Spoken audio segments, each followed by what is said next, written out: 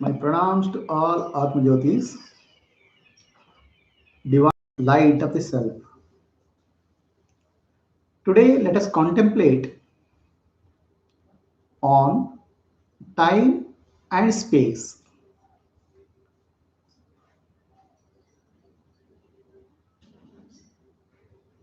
The time and space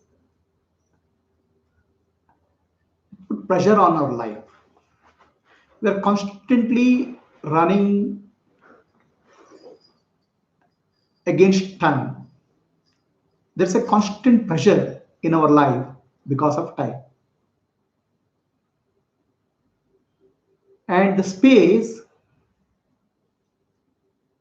is that component of our life where we feel we are very limited in our body, in the sense of the body, and experience a vast world. Space gives a limitation of our body, creates a limitation of our body, and time creates a limitation of our lifespan or things to be done. Our life is a constant race against time. It puts a pressure.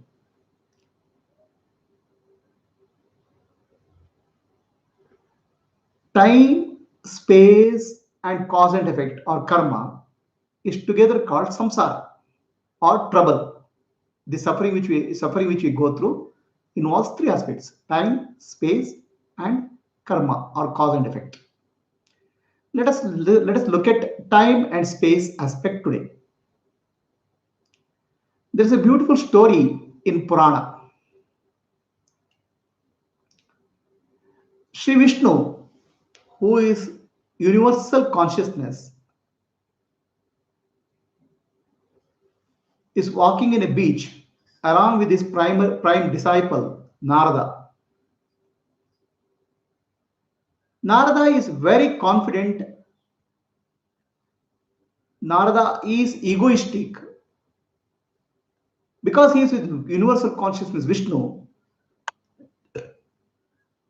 He thinks that he is not affected by Maya.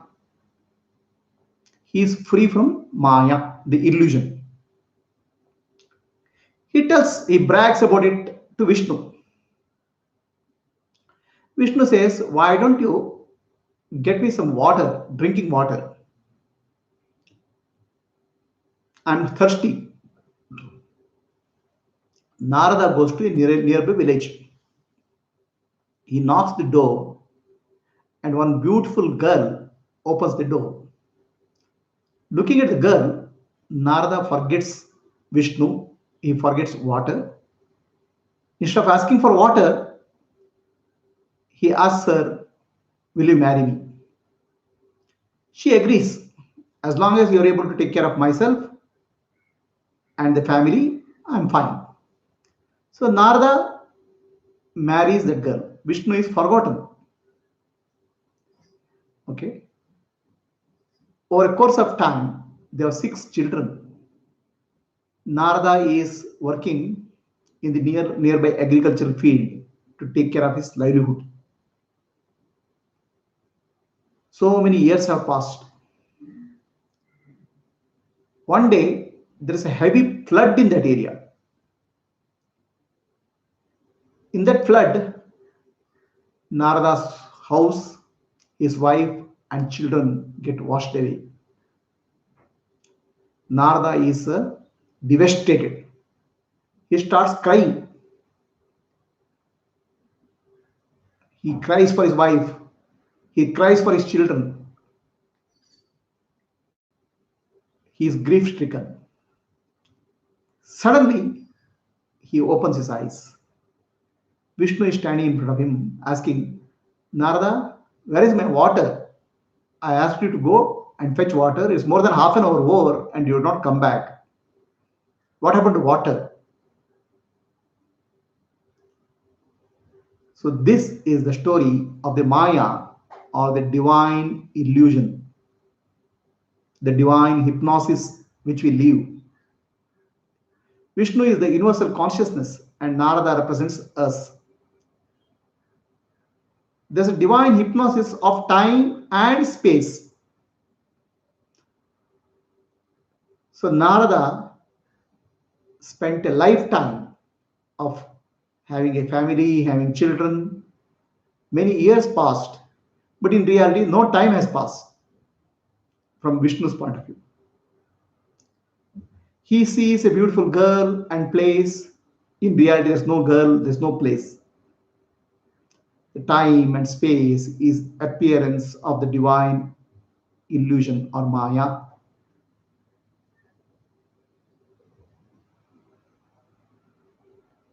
We experience the time in the waking state and dream state and deep sleep state. In deep sleep state, there's no time.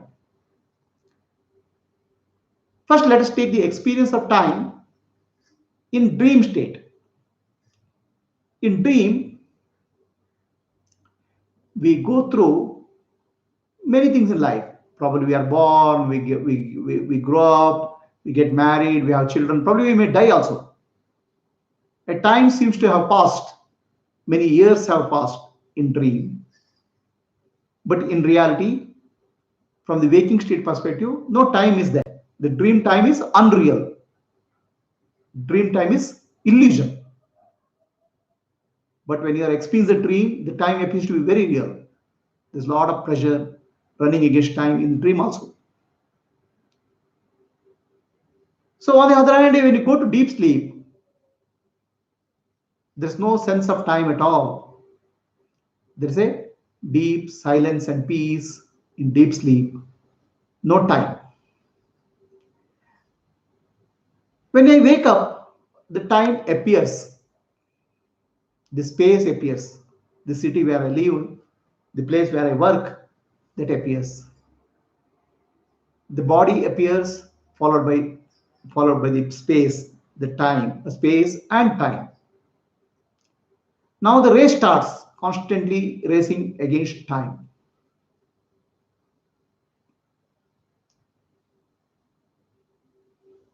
So the waking state, we experience the time. Is it real? And how real it is? If we understand unreality of time, we can become free from the clutches of time. We can be we can become free from the pressures of time once we understand real nature of time. The time we divide into past, present, and future. Past is what happened in the past, some time back. The present is now, and the future is yet to come. Is there a past, present, and future?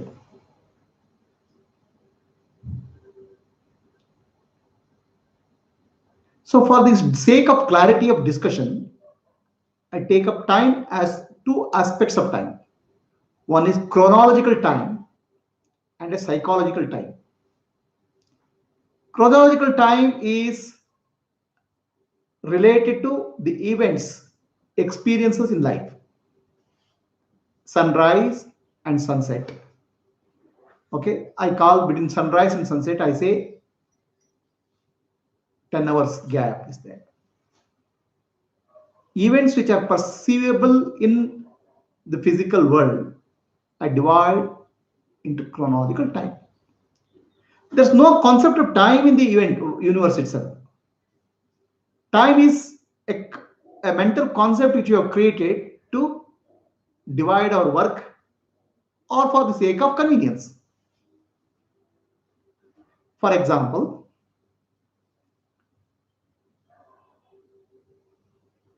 from the universal point of view, there is no country called India, there is no country called Pakistan, there is no country called Bangladesh. But for the sake of political division, we'll draw a line and say this is where India ends, this is where Bangladesh starts, this is where Russia is there.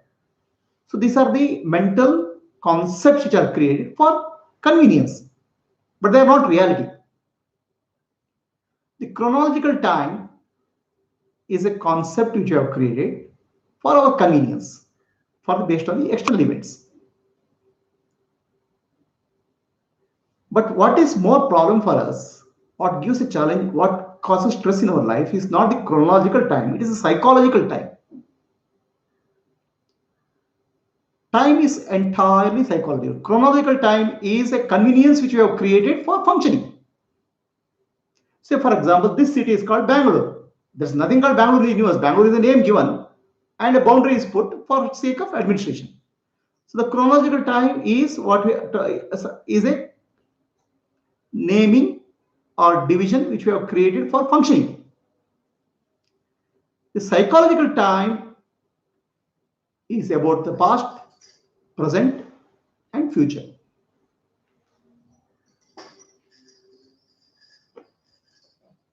We have experienced the time, the passage of time is different for us in different points of time. When we are very joyful, when very happy, the time just flies away. There's no time. When we are suffering, the time seems to be moving very slowly. When you are enjoying a movie or when you are enjoying a hobby, 2 or 3 hours you spend seems to be disappearing in no time. Suppose you have a disease or a pain in the body. Time seems to be moving very slowly. So this is nothing to do with the chronological time, it has to do with the psychological time. The passage of time is different with respect to the different situation in life. So what is bondage for us is not the chronological time. Chronological time is a convenience, but psychological time is the pressure for us. Psychological time is the bondage.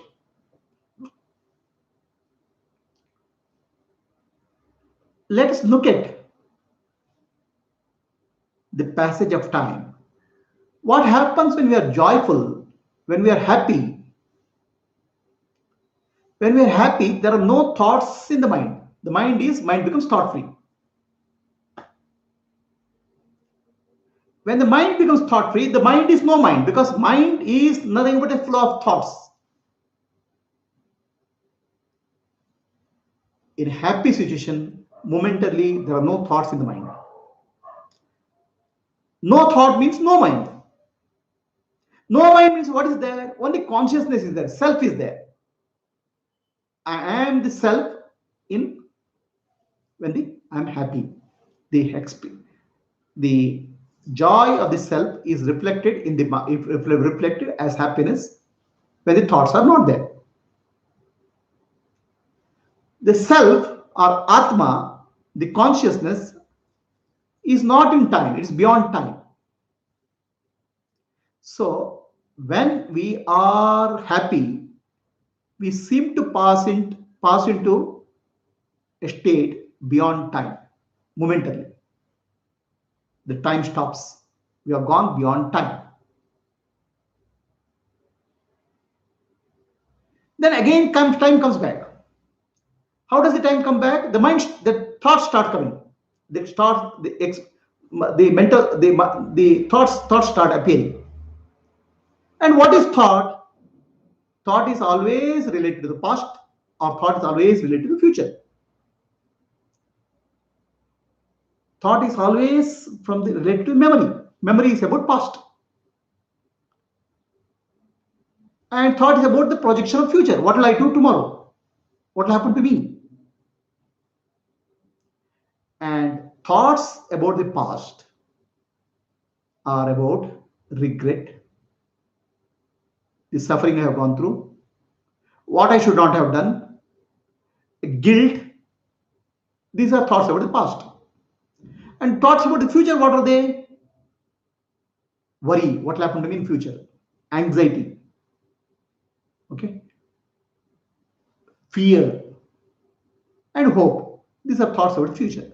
So our mind swings between the past and the future. The thoughts swing between the past and future. Thoughts create time. No thought, no time. Thought is time. So if you really want to be free from suffering and anxiety, you have to become free from the thought. That means fast and the future. You have to learn how to be in the present all the time. That is the way you can be free from thoughts. The past is always about a regret, guilt, shame. The future is about anxiety, worry, and fear. And the future, whatever we think, anxiety, worry, and future, most of them don't even happen. We are just constantly worrying about things which are not there. And past is about guilt and guilt, shame, about things which you cannot do anything about it. It's already done, over. So in effect, the mind is working on something where you cannot take any action at all. It is just constantly generating thoughts, which creates the concept of time. The time is created by mind. Mind is time. No mind, no time. And when you are totally happy, you are fully in the present moment. There is no mind, there is no time. You are gone beyond time. So there are two aspects of time: timeless and time. Something beyond time, which is timeless, and something which is in time, which is mind. And who is timeless? I am the timeless. I, the real I principle, the self is timeless. The self is not at all affected by time. Self is eternal. That eternal self, I am aware all the time. 10 years back, I lived in Mysore. I am living in Bangalore now. Next year, I am going to Bombay. Mysore has changed. Bangalore has changed. Bombay is going to change. The body is going to change. The mind is going to change. Mind is changed. Body is changed. Intellect has changed. In other words, every aspect of me has changed. But I, not the thought I principle, which is consciousness, has not changed at all. The one who is witnessing these changes in the body, mind, and intellect and the world is consciousness, the Sakshi. That has not changed. So I am a mixture of timeless and time. The timeless is my reality. The real I principle is timeless, which is Atma. And Atma is always now. There's no past and future in Atma. The self is always of the nature of now, the present moment. Every experience we have in life always happens in the presence of consciousness, in my presence, which is Atma, which is eternal now. So 10 years back, what I experienced was now at that point of time. Now what I'm experiencing is also now at this point of time. What I'm going to experience in the future is also now.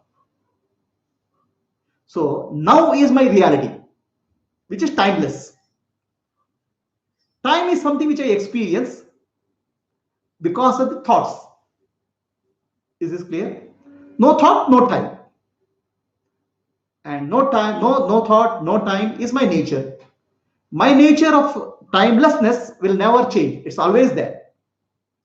The time is superimposed on the timeless.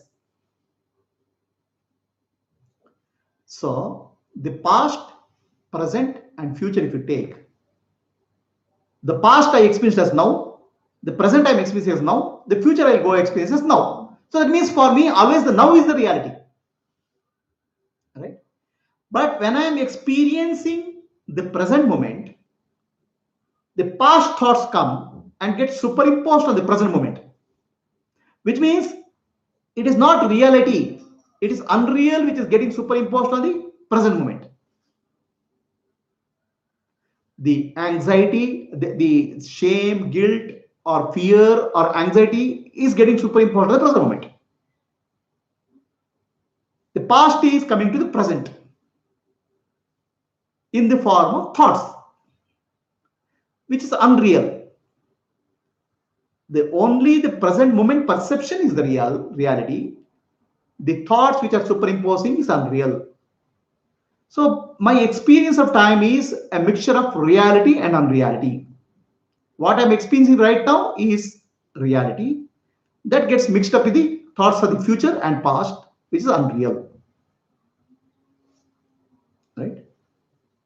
So now the thoughts of the past and future is created by the projection of the mind. The future is not there, it's projected. The past is not there, it is recreated. So this is called the ego, which is not real, which is a product of the past and future.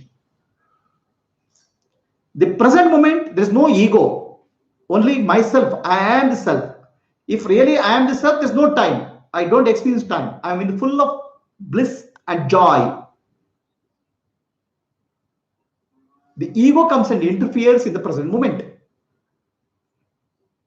Okay, that's why I say the mind can be considered to have two parts. One is the conceptualizing mind, and other is functioning mind. The conceptualizing mind and functioning mind. The conceptualizing mind is constantly conceptualizing what happened in the past, what will happen in the future. The conceptualizing mind and functioning mind. Functioning mind is functioning in the present moment. The present moment, whatever activities are required, the functioning mind will carry out. And when I am doing the activity in the present moment, fully involved in the present moment, there's no doer. When I am enjoying a wonderful music, a nice music, there is no sense of me and music. Only music exists. There's no individual. There's no experiencer and experience. There's only experience. There's no ego. The child lives in a state of egoless state. It's always, for the child, everything is now. A gnani or enlightened one always lives in the now. For him, there's no past and future. The ego doesn't interfere in the present.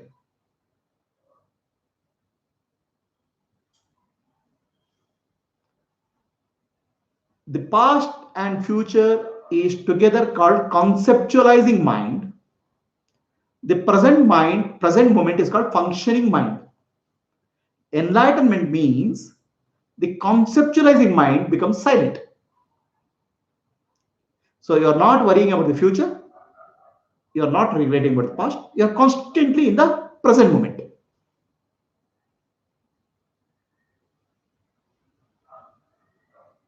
When you are in the present moment, you are living in reality of the self, Atma. If you are in the past or future, you are in unreality. Enlightenment means manonasha, or destruction of the ignorance in the mind. So that doesn't mean that mind gets destroyed fully. The conceptualizing part of the mind called ego gets destroyed. The past doesn't come to the present. The future doesn't come to the present. Totally function in the present moment. So the present moment functioning, you may require some memory. Okay, for example, today I have to write a letter. I need to remember whom I have to write, address, and all those things I need to remember. But the psychological content of the past doesn't come to the present. Psychological content of the mind, which is the past, doesn't come to people. For example, I have to write a letter to my friend. What is the address of the friend? Whom I have to write is the present moment. Oh, my friend did this to me. I should not have made friendship with him. Okay, I suffered because of that. That's a psychological commentary, judgment. So in case of Gnani, only the functioning mind is there. He will take the address and write, though no psychological component is getting addressed to the present moment.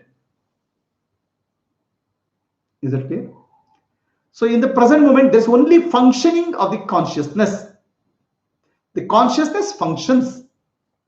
There's no doer. There's only doing. There's no act. There's just simply action. There's no ownership. There's no doership. There's simply doing. That's why a enlightened person, enlightened being is not a person. The personality is not there. Enlightened being can be best characterized as enlightened actions. His actions are always in the present moment. And actions in the present moment are always spontaneous. They are not egoistic or deliberate actions. To give an idea of a spontaneous action, we have to look at the child. The functioning of the child is spontaneous action. That's why the beauty is there in child. About spontaneous story, in Japan, there was a warrior. They are called samurais. The samurais used to carry a sword. They carry the sword, a open sword, unsheathed sword. There was a great samurai who was a champion of all champions. He is considered as the national champion samurai in Japan. The king had given him a golden sword. He carries that golden sword, unsheathed golden sword, and walks in Japan. People used to give him so much of respect out of fear, out of respect for his achievements. One day, samurai is returning to home, and he sees one mouse, small mouse, sitting on the sofa. He gets angry. He throws the sword on that mouse. The mouse moves little bit aside. The moves one way, and the sword falls, and the sword gets bent. The newspaper reporters who are following the samurai takes a picture of that bent sword and make a big news item in Japanese newspapers. Samurai's sword is bent because of a mouse. What a shame.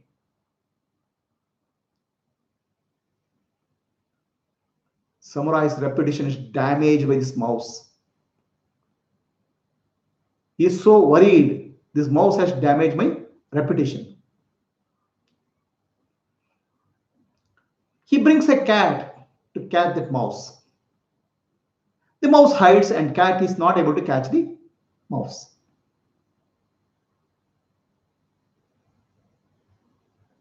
Samurai is worried. His reputation is getting spoiled. There's a mouse in Samurai's house which is more powerful than Samurai. He goes to the king. The king has an army of cats to take care of the entire palace. The captain of the cats is a very strong. The captain of cats is a very strong cat with full muscles, six-pack muscles, with the gold, with all the shield and jewelry and decoration. So samurai says, I have a cat, I have a mouse in my house. Can you send your cat? The king's cat already has got a news of this mouse. It has read the newspaper. The king's cat is worried. What if this mouse is so smart? I'm not able to catch the mouse. My reputation will go. So the king's cat has a conference with its ministers to find out what is the technology, what is the technique for handling this mouse in the samurai's house. They suggest various techniques. You pretend as if you are going this side, but really jump on this side and catch the mouse. So when samurai asks for the cat, the king sends the cat. The cat comes to samurai's house with all this military band. Pa-pa-pang, da-da-dang, da-da-da-da-dang. The cat comes. Okay. And the cat comes into the house, looks at the mouse, and it has already studied all the tactics, all war tactics. It'll pretend as if it's moving in one direction, but tries to jump in the other direction to catch the mouse, thinking that mouse will move in the other direction. The mouse doesn't move at all. The king's cat bangs its head against the wall. It's bleeding. Ambulance come and take the king's cat to hospital. Now it is a big news in Japanese newspapers. Your king's cat is has lost against the mouse in Japanese samurai's house. Some mouse in samurai's house is very, very powerful. Nobody can defeat it. The reputation of the king's cat is gone. The samurai is so much worried, too much worried. What to do? Then somebody tells him, see, there's a Zen master in the house, city. Okay, you can go and ask his cat. He may be able to help. So he goes to Zen master's house.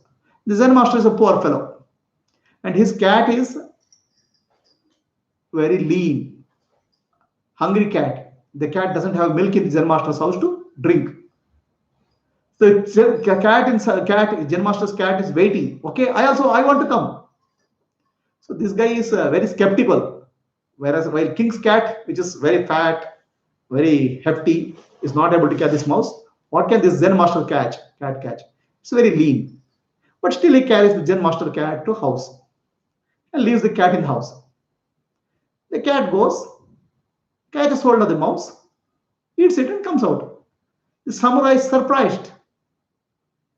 How can it do this? All these things. No cat in the world, no cat in Japan is able to catch that mouse. And how did he catch? Zen master cat says, I don't know. I am hungry. I am a cat. Mouse is my food. I went and ate. See, our mind, when it has to work in the present moment, it doesn't require a lot of strategies. It requires action. The action is spontaneous in the present moment. But you make all the strategies, how to catch the cat. Our mind creates a lot of strategies.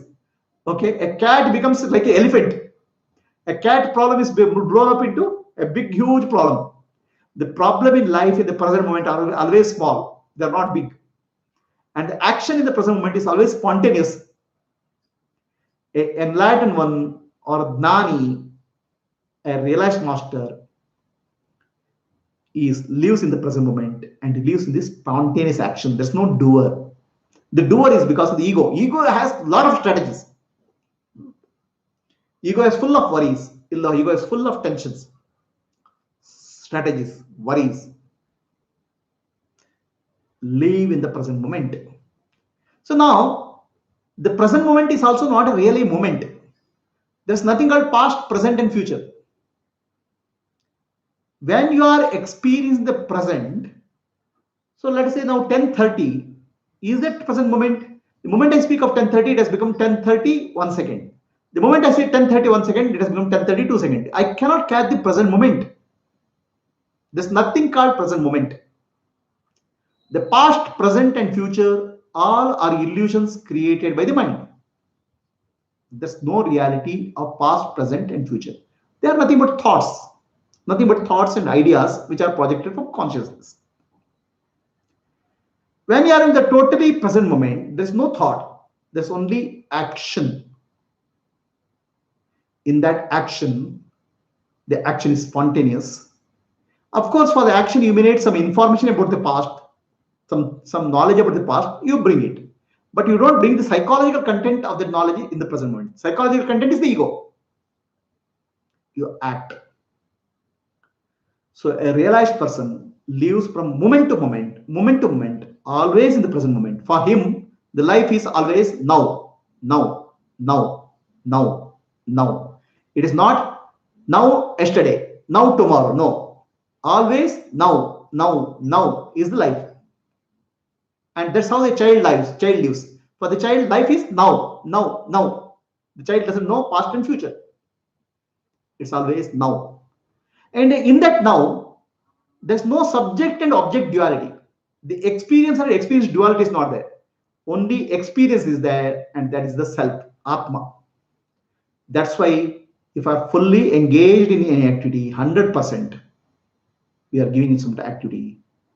100% if we enjoy a hobby, 100% if we enjoy a music, we go into timeless nature, timeless. We lose the sense of time. And we go into timeless. The timeless is Atma, the self. So the past, present, and future is not really there. Past, present, and future is a thought superimposed on the Atma, the self. The consciousness alone is the reality. I am that consciousness. I am that time, timeless, the self. Learn to live in the timeless reality. Now, what is space? The time is, what is time? Time is a gap between two events, two thoughts. Time is a gap between two events. For example, there is a sunrise in the morning, there's a sunset in the evening. Now, when I see sunrise, the sunrise I saw in now. The sunrise was now for me at that moment. Sunrise was now. When I see sunset, the sunset is now. Okay. In that now, a thought of the past comes. There was a sunrise in the morning. The present now, moment now, a thought of the past gets superimposed, and that creates a sense of time. But that in the present moment, there's no past at all. The past is getting superimposed on the present. So what is thought of the past? The morning I saw a sunrise.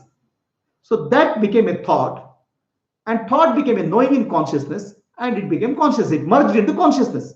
The experience went into consciousness. The present moment when I'm experiencing time, an idea of a past came, and a thought of the past came, and it got superimposed. The thought and idea is not the reality. The present moment is the reality. So a sense of time got created as a gap between two events, where one event is the current moment, the present moment, other event is the past. So the past is getting superimposed on the present. It's an unreality. The time itself is an unreality. And that unreality of the time we can experience in deep sleep when there are no thoughts. Unreality of time we can experience when we are happy, then no thoughts. Right? So for us, the lesson we have to learn is try to stop worry about the future or past. Convert everything into action at the present moment. Give 100% to the action in the present moment. And always live in the present. Now, always. Don't go back to past or future. And that's the enlightened way of living. Now, what is space? Space is a gap between two objects. There's one object here and there's another object here. Okay. So I see there's a gap. There's one object here, another object here. There's a gap between two objects. Now, what is the gap between two objects? I see this object. This object comes in the presence, in my presence, in the now. Then when I see this object comes in my present, in my experience. This object has disappeared. The past object, one object has disappeared. Right? And when I look at this object, only this object is there in my consciousness. The past object has become thought and idea and disappeared into consciousness. Now, when I'm looking at this, I am bringing a thought, an idea of the past and superimposing on this. So, one perception of the present moment, I am superimposing on a concept of the past and bringing that. This creates the space. The space is also an idea. Space is also a thought. The time is also a thought. We should learn how to be present, how to live in the present moment. Any questions? A pure experience has no experiencer and experience. Right. Is this pure experience beyond time and space also? Correct. In the pure experience, there's no experiencer and experienced. And this is beyond time and space. That's why we lose a sense of time in the pure experience. That's why there are people who enjoy music. Hours together they spend time in the music. They don't know the passage of time. There's no experiencer. The experiencer is the mind. Experience, the one who claims the experience is the mind, ego. So that is not there. This experience is beyond time. The pure experience is beyond time. It is the self only. It is the Atma only. Is the pure experience inside the time space domain? No. The pure experience, the time space domain, is the pure experience inside the time space domain? No. The time space domain is an illusion superimposed on the pure timeless domain. For example, it's like you can imagine the timeless domain is like a screen. The time is a projection, the movie on the screen. When the pure experience happens, the movie is not there, only screen is there. It is beyond time and space. Right? So the time is an illusion created by thought. The space is an illusion created by thought. In reality, I am the consciousness who is beyond time and space is the only reality. Now is the only reality. Now is not time. Now is beyond time. Now is the Atma, the self. Now is the consciousness. So we have to recognize our true nature as the present now. I am the presence now who is beyond time and space. We can get rid of the illusion of time. The illusion of time causes the bondage. Be free from time. We'll close for the day. Tomorrow we'll take up another topic.